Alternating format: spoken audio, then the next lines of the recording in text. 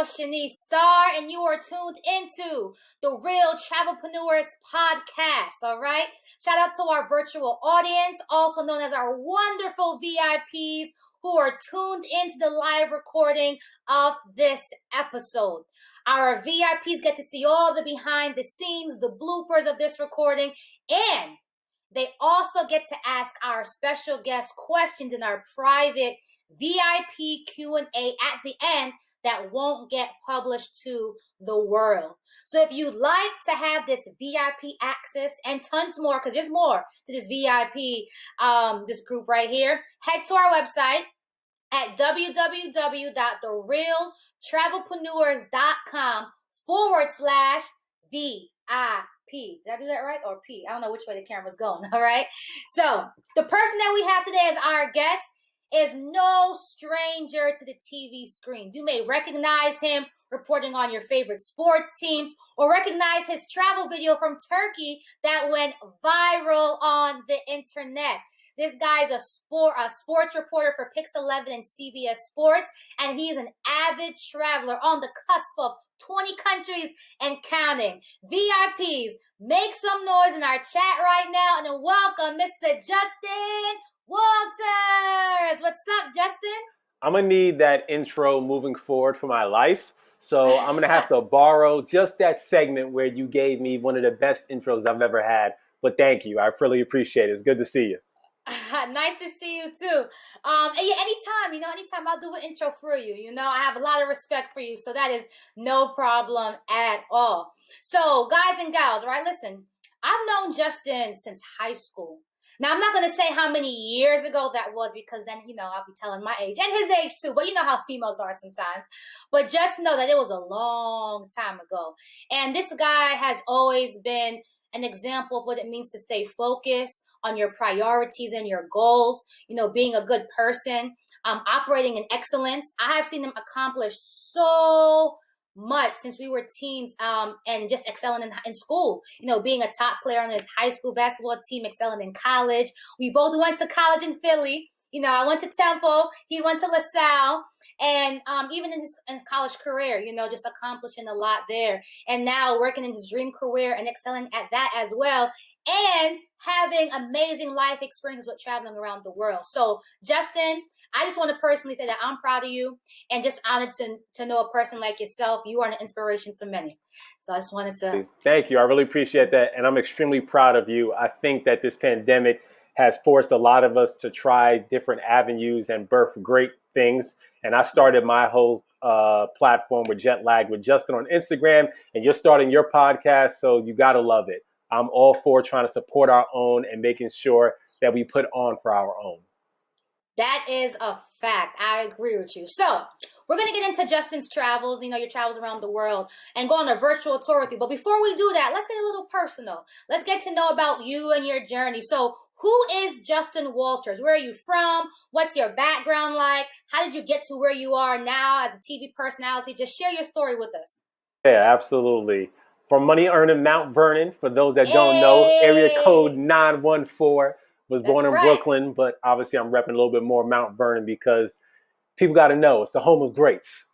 Denzel Washington, Heavy D, and some cat named Justin Walters. That's right. As you mentioned, I work in television. It's truly been a blessing. Nothing happened overnight, even though I believe I've had a modicum of success. There was a journey to get there before I got in New York. I started down south in Jackson, Tennessee. Grinded and was a big fish in a small pond, which is what's really recommended when you're working in television, is to make sure that you get your chops and you grind it out in smaller markets. Fortunately for me, my trajectory was, expedited thanks to God. And I was able to jump back to New York after 3 years, after that leap of faith down south. And I worked with Files One News. They last year discontinued operation or ceased operations and shut down everything. And then I was fortunate to get an opportunity with Pix 11 News. And I'm also doing stuff with CBS Sports Network, where I'll do national college football as well as basketball games. So just getting started, at least in my career, and then travel. Honestly, I don't really know when I started to got my travel bug. I always ask my guests that for my platform or for my show, Jet Lag with Justin. But travel has just always been one of my vices. It really is special and sensational when you can get outside your comfort zone, grow as an individual, learn about different cultures, experience different food, and then share these experiences with other people in the States, understanding that you can't call an area the best place in the world if you haven't traveled the world. So for those that think New York, LA, Atlanta, Miami, Vegas are the best places, like truly get outside your comfort zone, use that blue passport, like get that global entry, like hop on a plane. The same prices that you're paying to go domestically, I bet you I'm paying less to go internationally. And the money stretches even further there because the USD in Turkey, we'll go into that, is like, whew, I had 2 dinners one night with my lady, and the price was $70, and we had several drinks. $70, Wow. two dinners, like no cap. Wow. Wow. Wow. Wow. I know we're going to get into that Turkey trip because that was a trip that went viral for you. Now, you mentioned something. You said when you were working with Fios One, correct? You said they shut down or stopped operating, where you were working. And, how did you overcome that? Like, what was your initial feelings towards that? Because, I'm sure other people can relate. They're working somewhere or they're doing something and unexpected things happen and they have to now go and do something else or just change, and go with a different company or something like that. So tell me about what were your emotions, how'd you overcome it, and things like that. Everything in life is about timing. I think the best way I can truly share with you with it working out for, I guess, a greater purpose or greater good is that one of the stations that covered my quote unquote announcement of me being let go, but then getting 2 new jobs, is that they said loses 1 job but gets 2 jobs. And that was just God. It sucks that a lot of other coworkers, we had, I want to say around maybe 300 total employees between RNN and Fios One News, which is within the New York or the tri-state DMV. And I hated that a lot of my coworkers were, I guess, being forced to just do things that they weren't comfortable with.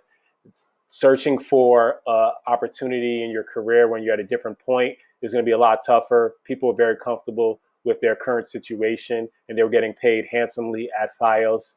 But I knew for myself personally that everything was going to be okay. I'm really big on faith. So thankfully, everything just worked out.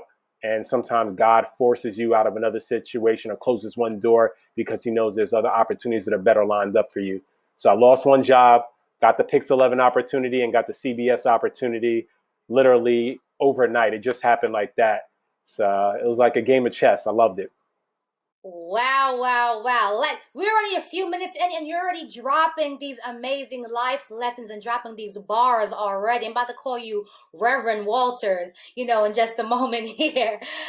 So I know for a lot of people, being on live TV, can be nerve-wracking and things like that. Now, when you first started out, did you have any fears? It was something kind of new because you studied this in college, but now officially, this was like all right, now you in. So how did you, if you had fears, how did you conquer them? But if you didn't have any fears, what was your mindset like to keep that fear away?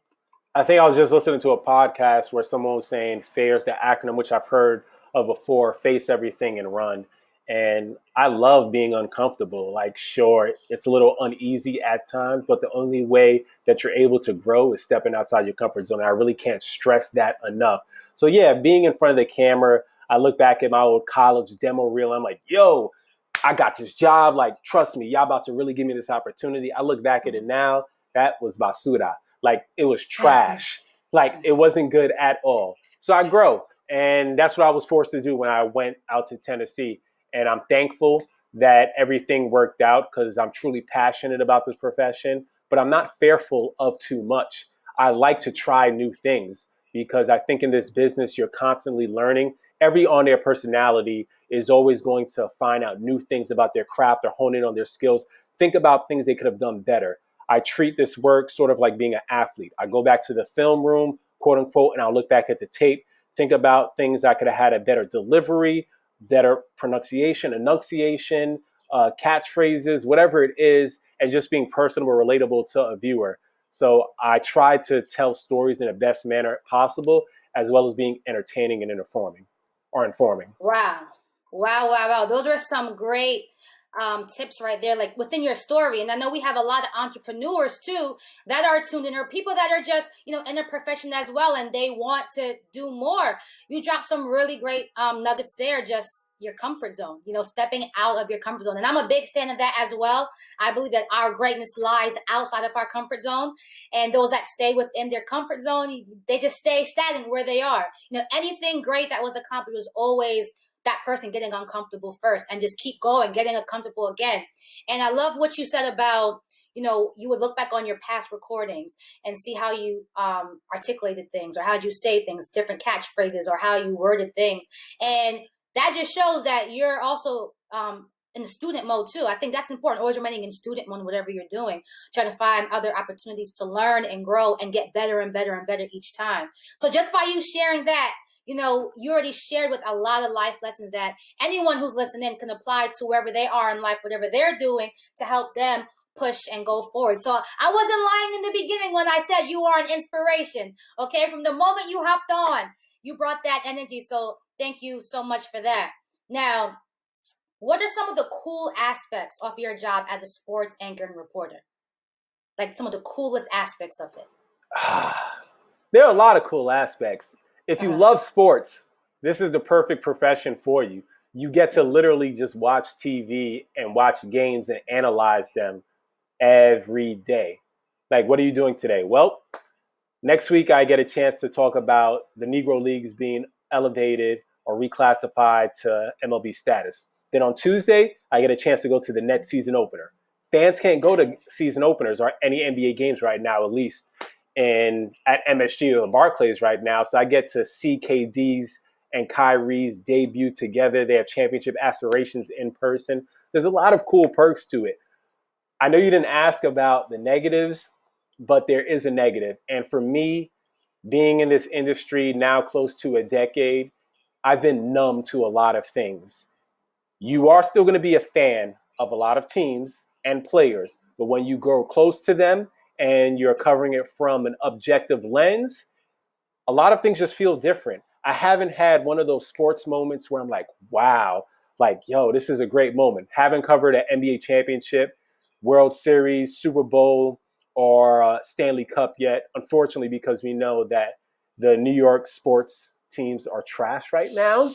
If we're if we're going to be honest, yeah, the Yankees have a lot of potential, but they haven't won a World Series in a decade. We already know the Mets story. Now they're switching up things. The Nets finally look like they're going to turn things around. The Knicks are still the Knicks, and I can keep going on. But I still haven't had that moment yet in my industry where I'm like, dang, this is just amazing. But recently, I did a few long-form storytelling pieces because my station, Pix 11 in New York, started this series called Created Equal. With that, you speak about a lot of issues plaguing the Black community. I spoke about a few sports stories that a lot of African Americans can relate to, one of them being the rise of Black quarterbacks in the NFL.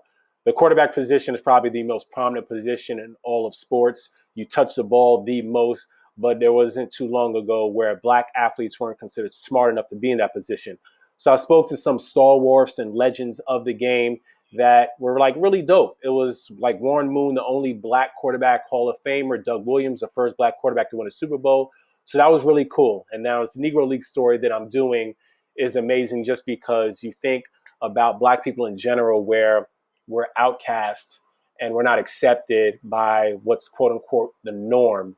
Then we shine, we prosper, and we create our own, and we validate ourselves because we show that at work our audience members are also of a different ethnicity. And then in this case, the Negro Leagues, everything what I said is applicable, and most folks, Black people, can relate to. 100 years later, they are going to get respect. So when you talk about the Negro Leagues as well as Black people in general, make sure you don't use the word validation.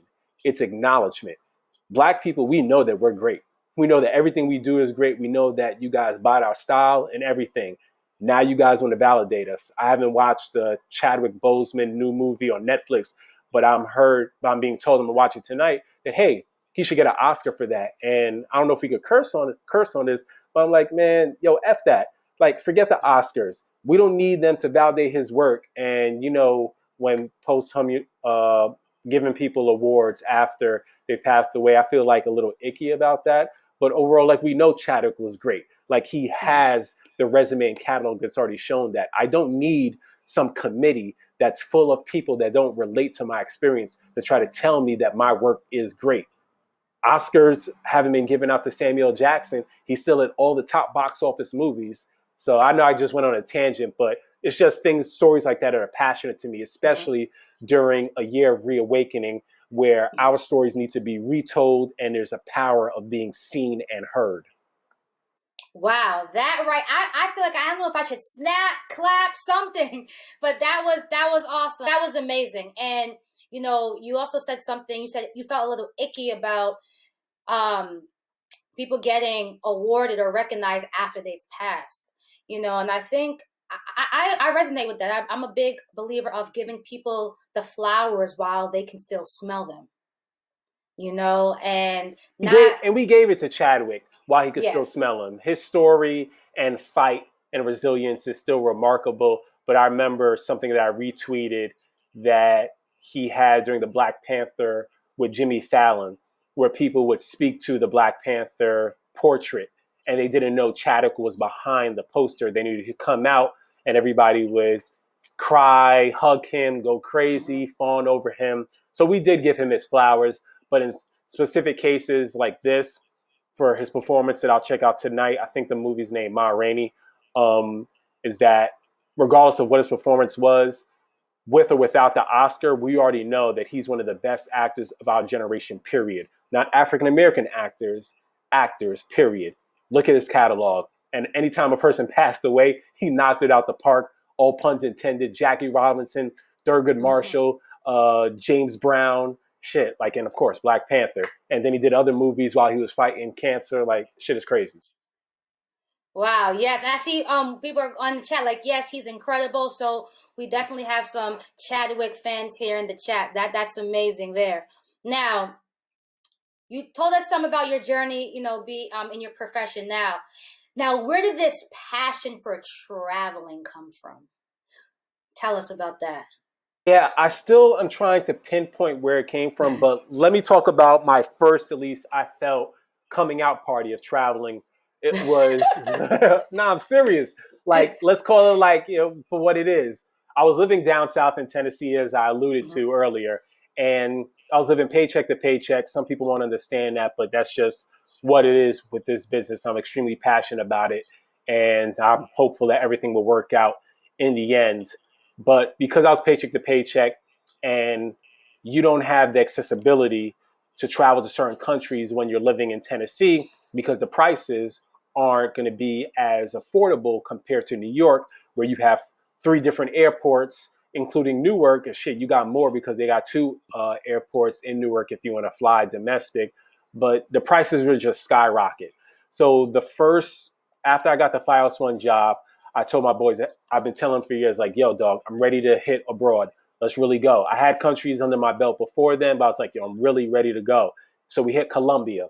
It was about $450. I found some crazy deal online. And we went to Medellin and Bogota and Cartagena. And that was 2016. A phenomenal trip. Phenomenal trip. And then after that, it's been like gung ho. It's like literally running off on a plug, just trying to go everywhere I can. I have a goal that I set, or you call it for what it is. I have a contract that I have goals that I write down, things I try to cross off, but to travel to 2 new countries a year. And I've been accomplishing that since 2016. This year, unfortunately, I fell short, but I did get 1 country in, which is Istanbul, and I'm fortunate of that. And if I want to cheat, I technically went to 2 different continents because they have the only city in the world that straddles 2 continents, which is Europe and Asia. So that was dope. But yeah, I'm very fortunate for the travel experiences that I have.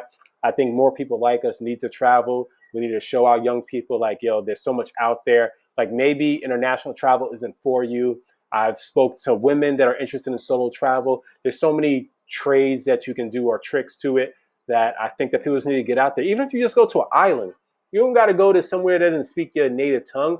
Like, shoot, just pull up in Jamaica. Like, pull up in my native islands of Who, who, Trinidad. Like, who? do what you got to do. Like, go to a carnival. Shit, go to Canada. Like, go to the Six. Go somewhere else. Yes, Toronto is still a different country. Like, there are so many places out here that we need to explore. And like I said, the prices that you can find for some of apps I highly recommend: Skip Lagged and Skyscanner and Hopper. Those are three for international travel as well as domestic travel that have been extremely helpful for me. Dope. I definitely agree. Get out and travel. Like, even if it's just domestically, I've done a bunch of domestic traveling myself, and just within the United States, I'm like, wow, we have a lot of gems, the Grand Canyon, even just in Arizona, the Grand Canyon. I'm going to Arizona later this month. Nice. Is your first time there? No, I've been there, been to the Grand Canyon. I'm going to Sedona. Unfortunately, I can't go to I can go to the Horseshoe Bend, but I can't go to Antelope or check out the Antelope. That's closed, but still, I'm going to make the most out of it. I've heard great things about Sedona. I see someone just dropped a comment about Sedona, like picturesque, and I'm excited for that. So yeah, that should be cool. Nice little small group trip to kick in or bring in the new year. Nice, nice, nice. Yeah, I was gonna say Antelope Canyon. I've been there, but you said it was closed.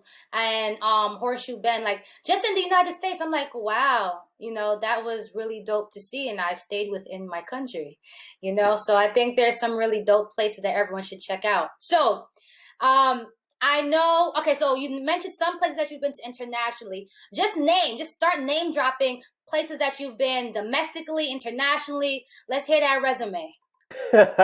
I'm not one to brag too much, but let's do top three. I'll throw Turkey in there just because I traveled there during the pandemic and that was wild. But I had a phenomenal experience. Greece, Portugal, those are probably all in the top three. Thailand also probably is like hovering outside, got some custom made suits out there. Fuego. That's a must. For my guys out there, like if you go to Thailand, you cannot leave without getting a custom made suit. Dirt cheap. I'm talking about $200, some less, but you want to make sure the quality of the fabric is A1. A must. Domestically, LA is dope. Vegas, Atlanta, of course, New York. Some places that I was surprised by domestically. Let's think. DC is a great city as well. Utah. I had a work assignment out there, and I went out to Logan, Utah. I enjoyed myself. It was a cool city. Another city that I traveled to during the pandemic, I really enjoyed myself, was Lake Tahoe. Really would recommend that. Secluded. You can do hiking if that's your MO. There's a lot of things to do out there. If you're into edibles, they got some good edibles. I'm just saying. But yeah, Lake Tahoe was great. I would like to explore more domestically, honestly. I'm not going to lie, because my bougie mindset, if you want to call it that, is that, damn, this world's so beautiful. I haven't been to all 50 states. I have the goal to hit all of them. My goal right now is to hit all 7 continents. I'm at 5 out of 7. I got Australia left and Antarctica. But overall, I prefer international travel over domestic. But I'm trying to do new spots, which is why Sedona is one of those locations that I will be hitting in a week or so. Nice, nice, nice. I just love all these travel goals and aspirations that you have. Now, I know you mentioned Turkey. So you traveled overseas to Turkey during a global pandemic. We need to hear about that. So first of all, how was it traveling overseas during the pandemic? And then you can get into your whole experience. Now, with this trip to Turkey, I know I saw you posted this video. You can tell us where it was. And Tyrese, the superstar R&B singer, he reposted it. That video went viral. So we definitely have to hear about this trip to Turkey. So please take us on a virtual virtual tour to Turkey. All right. So let's start off on how I was traveling during the pandemic. My flight on American Airlines had a mini layover in London. The first flight to London seated 300 plus passengers. 25 people were on it. You had multiple rows to yourself. Of course, your boy tried to sit in business class. Unfortunately, I got booted back to the pedestrians, but neither here nor there. If you ain't cheating, you ain't trying, or whatever you want to call it. So I tried. But overall, I had no issues. A lot of airplanes are airlines, for those that haven't traveled at all for work or leisure during the pandemic. They are making sure that the vacant seat or the middle seat is vacant. I had that experience with Delta, but for this specific flight, there was practically no one on the flight. The London flight, I also didn't have to sit next to anyone, so that was perfectly fine. Once I touched down in Turkey, I didn't have any issues. I thought everyone was acting extremely responsible. Granted, a majority of the areas I was in was touristy, but I think country to country, city to city, you're going to always have a group of people that aren't wearing masks, that aren't abiding by the correct protocols. But something that I liked about Turkey is that you get a strict fine if you're not wearing a mask or wearing it properly. So that could be one of the reasons why a lot of people were more receptive to the strict protocols. There was a city ordinance in effect for places and establishments, restaurants to shut down by 10 p.m. I was fine with that. I don't go to places usually to party or hit the club scenery. I understood that the fact that I'm in another country is a blessing in itself. Now to the moment that a lot of people have seen. Let me peel back the curtain for you and let you know what the gag is, because there have been a lot of things thrown out there about this video that went viral. For those that haven't seen it, my handle is at Justin Walters TV, but so many people have shared it now. I'm sure you've seen it on bigger platforms that have a mass amount of following, so I don't have the crazy amount of followers. But it's called Tat Istanbul, Taht Istanbul. You're on a rooftop with birds, as some people refer to as seagulls, vultures, sky rats, and you have a great backdrop of the city and the Bosphorus Bridge, which connects the European and the Asian side of Istanbul. As I mentioned, the only city in the world that straddles two continents.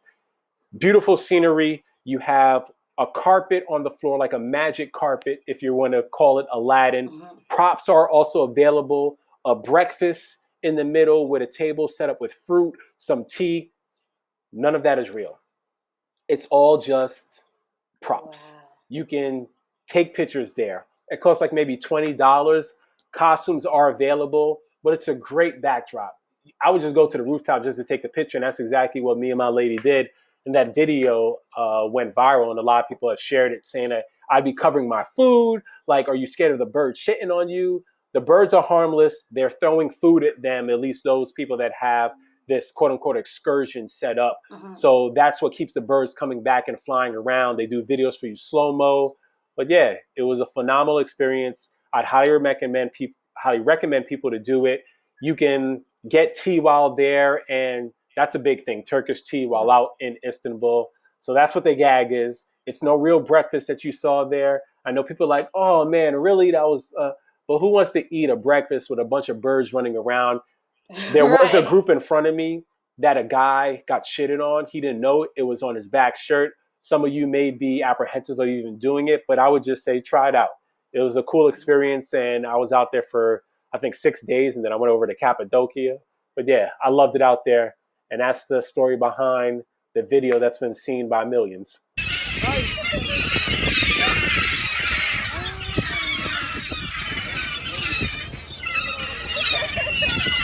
Wow, wow, wow. See, we wouldn't even have known that all that was, some of that was staged with the food and things like that.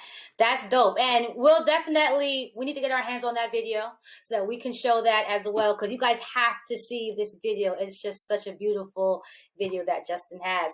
So tell us some more about Turkey. Like, what are some things that you did there? How's the food? What's their culture like? Any great, memorable experiences, besides that video? Tell us some more about your trip to Turkey. Yeah, for sure. There was a lot of great takeaways from Turkey. Let's start off with the food, because I think everybody likes to eat. Your dollar stretches out there.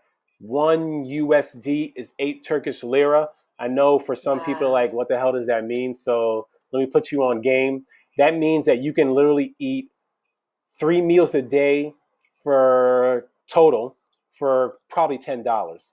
No cap. What? No cap. You can eat a breakfast for $2 and be filled. Be filled. Like, you will be full. You'll have plenty of food in your system. I like to go to some of the fine places because I'm like, yo, just $2 or $3. Why not just spend a little bit more? But there's so many places out there. Taksim Square is a popular area for restaurants, cafes, shopping. It's a boulevard, and at the end of it, you see Galata Tower, which has a great. It was created like in 1619, like way back, and at the top, once you climb the tower, you'll have a great view of the city, where you could also see the Bosphorus Bridge. You don't have to be religious to appreciate the call to prayer out there. You're going to hear it numerous times of the day. Being at the top of Galata Tower and hearing the call to prayer from several different directions was really special. Um, I mentioned Cappadocia earlier. I think that everyone should try to do hot air balloons. That was on my bucket list. For those that are afraid of heights, it's a smooth landing and takeoff.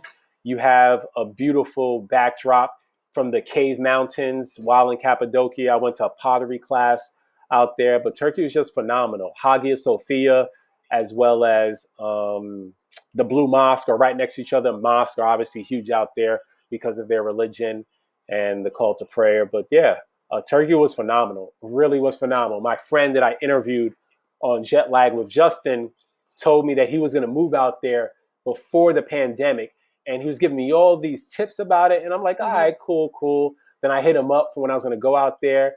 And he didn't lead me astray. Like it was exciting. Like, I really recommend Turkey. I know people have reservations about going there because the political rift, and we've heard of stories of things happening and them not liking people of our hue, but I didn't have any issues over there.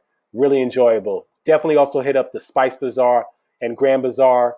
Grand Bazaar, you can buy a lot of gifts and souvenirs, maybe for yourself. If you're one of the mindset that's trying to look for fake Louis Vuitton or like top line brands that are super inexpensive, you can get stuff over there and bring them back to the States. I ain't telling you to buy all the merchandise and try to resell it, but to each his own. Spice Bazaar, they're known for their spices. They are extremely well cooked, great cookers out there, and you can bring some back to the States. My girl got saffron, which is really expensive for people that love paella, and she got it for like pretty much nothing out there.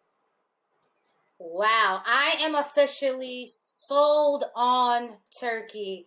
It wasn't on my high on my bucket list, or even I don't even think it was on my bucket list like my most recent one, but now it is on, it is up there. I'm super excited to experience what you experience. So whenever I book that trip, just know I'm going to be hitting you for all the tips, and I'm going to watch this episode again to remember all the places that you said. Trust me, hit me with the tips. I detailed the trip to Istanbul as well as Cappadocia on my other page, Jet Lag with Justin. But even those listening, let me know if y'all go out there. I'm always for trying to help other people have a good time. And I think all of us are really into the travel game because we want to make sure that we look out and put on for our own, but also experience other parts of the world. So anyone that's interested in hitting up Turkey, highly recommend going to Istanbul and Cappadocia.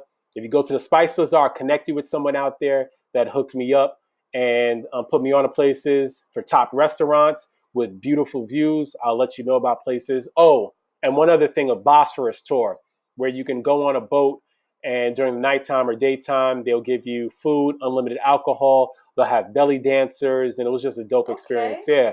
And a lot of all the activities that I did, even this Bosphorus tour, was socially distanced. I didn't have any issues out there. They were treating the pandemic extremely well and taking it seriously. Well, as we should. I wish we had more of that over here in the United States. But anywho's, so now I know you said you mentioned Portugal as one of your top places, country or internationally, I should say. Tell us about Portugal.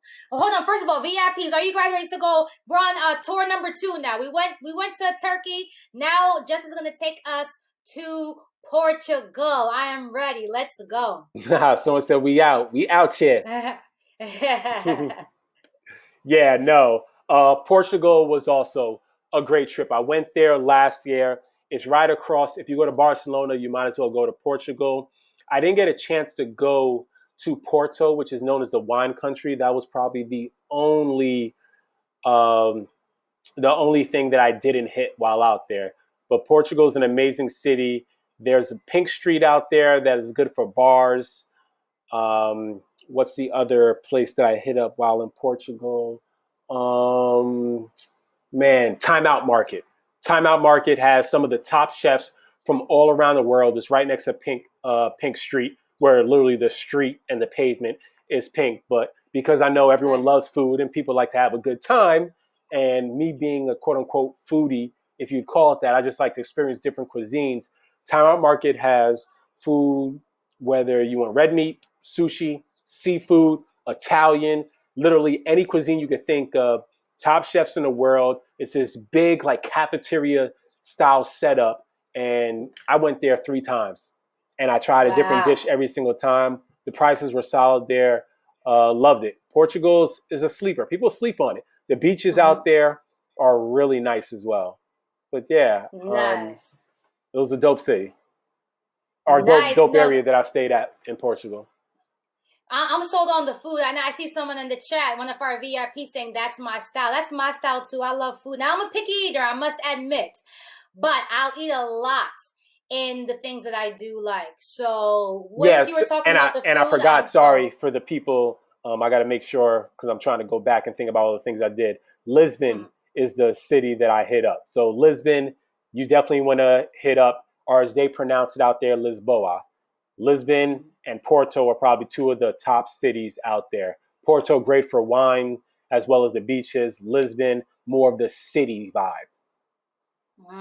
Nice. That's some good tips right there. So we did Portugal. Now, did you say you had went to Barcelona as well Yeah, while you were in Portugal? I went to Barcelona as well, which is literally right across the water, a quick flight. I consider that, Mm-hmm. or people call it the Miami of Europe. There's a strip on the water. They Mm. got nothing but clubs. The W Hotel is where me and my boys stayed at, and it was just amazing. I really like Barcelona. They have great food. I love paella. A lot of places you can hit up, and I'm in a soccer jersey, so I got some swag and brought it Mhm. back. But the other country or place that I really loved was Greece, and great for day parties. As you get Mhm. older, you know that you don't have the stamina that you once had. Once uh Right. once the clock hits 10, you've been yawning, but you start thinking like shoot, how late am I Yo, gonna be up? it's 9 o'clock for me, okay? 9 o'clock for me. I'm just Um, like, I'm telling you, man. I'm telling you, once it gets dark out, that's it for me. Like the street lights. But that's no, right. overall, Greece was phenomenal. Athens is the more historical city. You can go to the Acropolis, the Parthenon, and Zeus, um, and you can see so many great sights.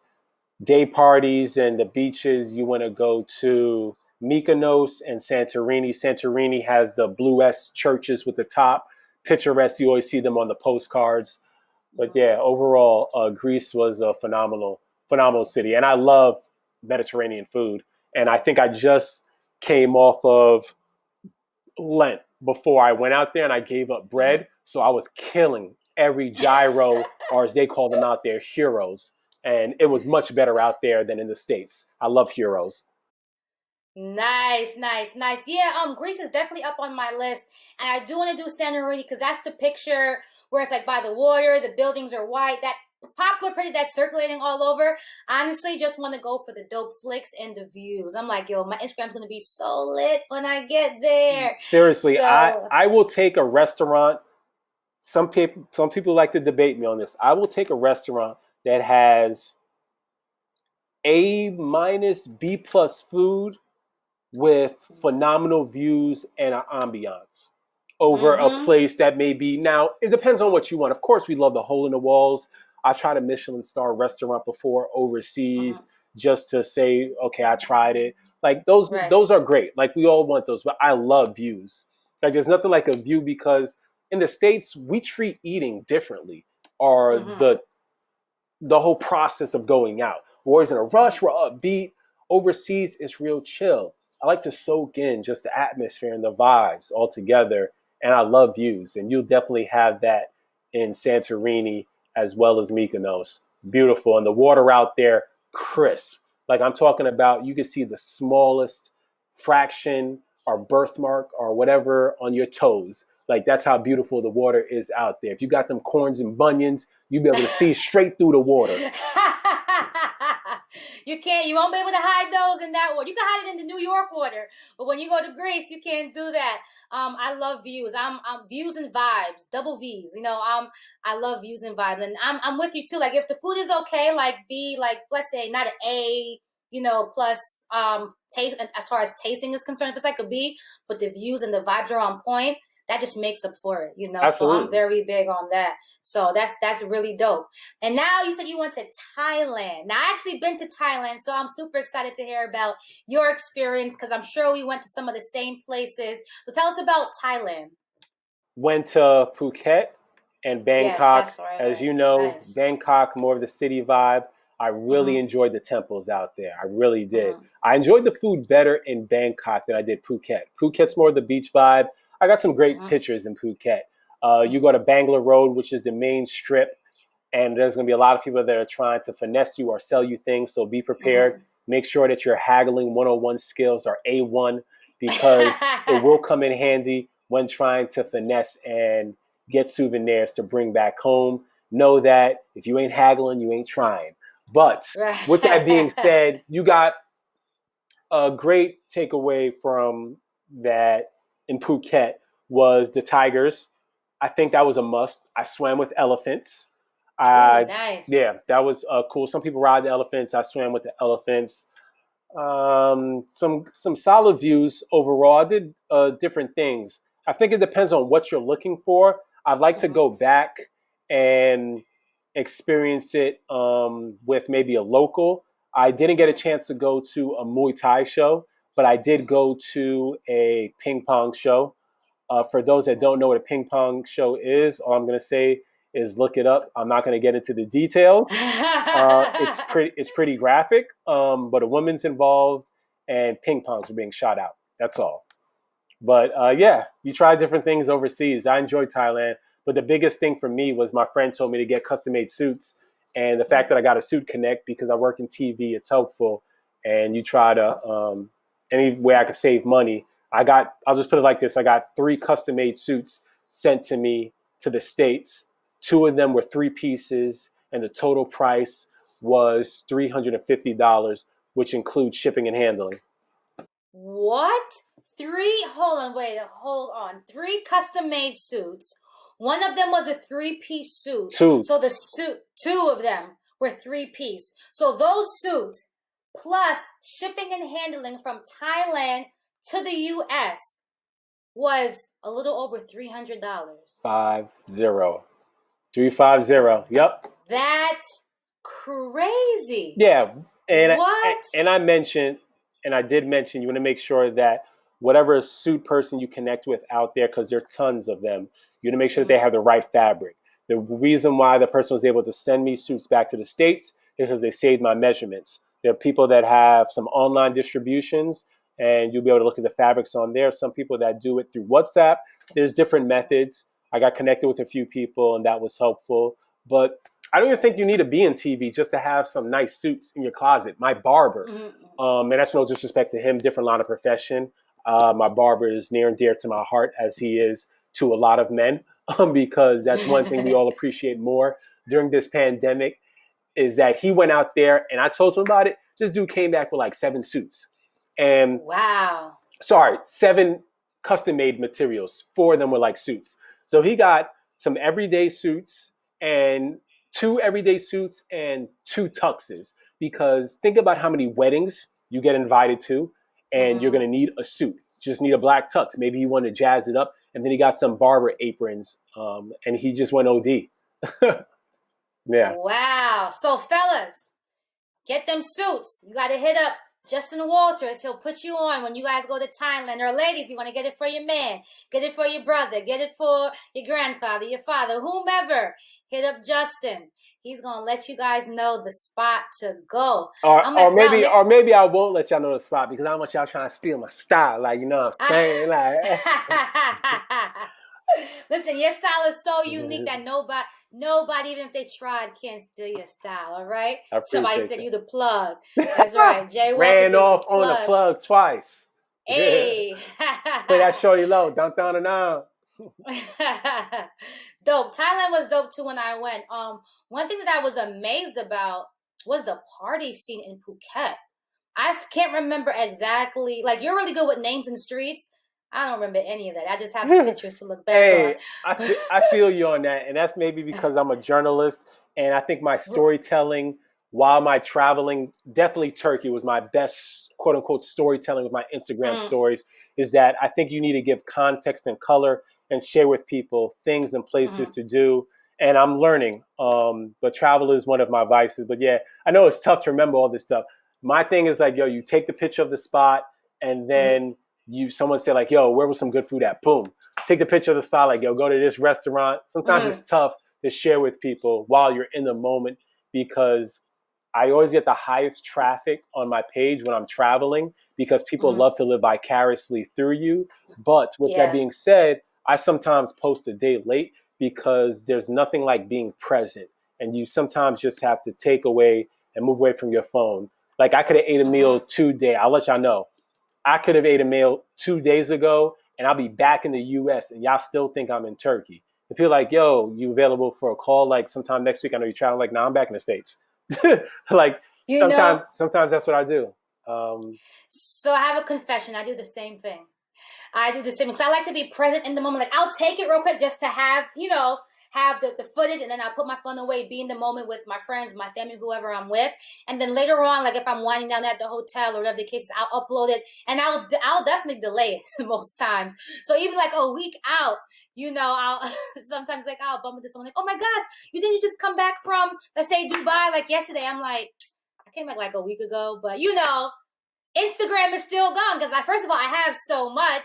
And also, I didn't want to spend all my time, whatever it is I'm experiencing, just on my phone, commenting, responding to people. But I'll post it. I'll just take, the picture to have that content and have those memories and experiences to share because people love it, and I love inspiring people through travel as well. So that's pretty cool. And in Thailand, I had an amazing experience. But what I was saying was the party scene in Thailand was crazy to me. I went to this club called Club Illusion.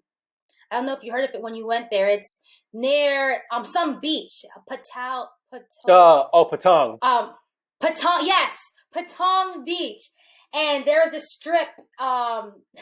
When I look back on my videos, it was crazy. The strip of just clubs, Yeah, bars.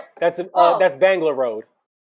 okay. So there you go. See Yeah, you. the main strip. Yeah, I know exactly what you said. Yes. And then literally at the end of the strip is the beach. Yes, exactly. And I went to the beach as well.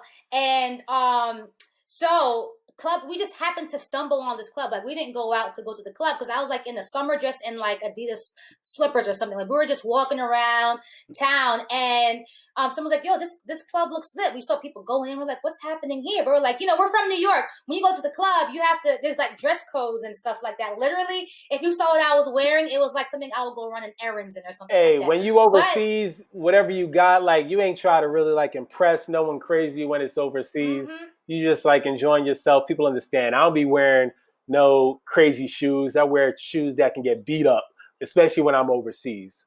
yeah, and they didn't care. I went in with my Adidas slippers and my little like casual dress, nothing fancy at all.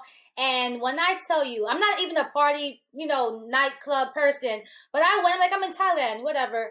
I mean, I was shocked. It put every single club I've ever been to in the United States to shame. It was like a mega concert and a mega club into one. I've never seen people enjoy themselves like that before. I never seen just the whole vibe and experience. I was like, wow, these people in Thailand know how to have a good time. And also on that strip, I learned about lady boys. Yeah, As well, lady boys. That's you guys could go look that up as well. Along with the ping what do you pong say, show.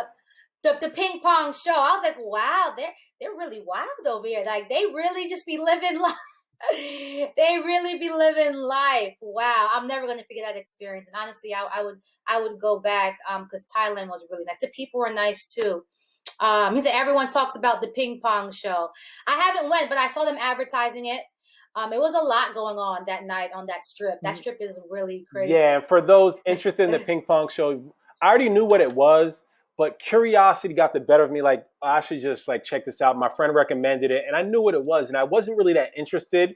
But the problem was I didn't want to take out more money to go to the Muay Thai show because I didn't have enough. It was my last night there. I should have went to the Muay Thai show, and you could also take Muay Thai classes for those that are interested in that combat or that style of fighting. But yeah, the ping pong show, I'm not going to call it overrated, but for those that, yeah, just look it up and you make a business decision if that's what you want to do. Sounds good. Sounds good. So, we're going to get into our closing question here, and then we're going to move into our private Q&A with our VIPs, where our VIPs will get to answer questions. So the closing question is, what's like the worst or scariest experience you have had while traveling? Now, before you answer this, I want everyone to listen in. If you're listening to the recording of this, and you want to hear the answer to this closing question and also hear the private interview with Justin Walters, where our VIPs will get to ask their personal questions to him, you have to be a VIP. So along with being able to tune into the live recordings of our podcast and get access to our private Q&A session after, you also get automatic entries into our trip giveaways. We just gave away a trip to Guatemala. So shout out to our VIP, Justin Williams, who was our winner. And the next trip that we are giving away is to Egypt, okay? You'll also get automatic entries into prizes, VIP access to events, and tons more. So head to Can I apply? www. Because I want to go to Egypt. I still haven't been. Of course. I know Justin Williams has been in Egypt, and I've seen some pictures that he had over there doing some crazy jumps in front of the pyramids. Yes, you can definitely, get into that as well. So it must be a Justin thing. Justin Walters, Justin Williams, you guys is out there traveling the world. And so like I was saying, guys, head to www. That's it, 3 W's? Yeah. .therealtravelpreneurs.com/VIP to become a VIP.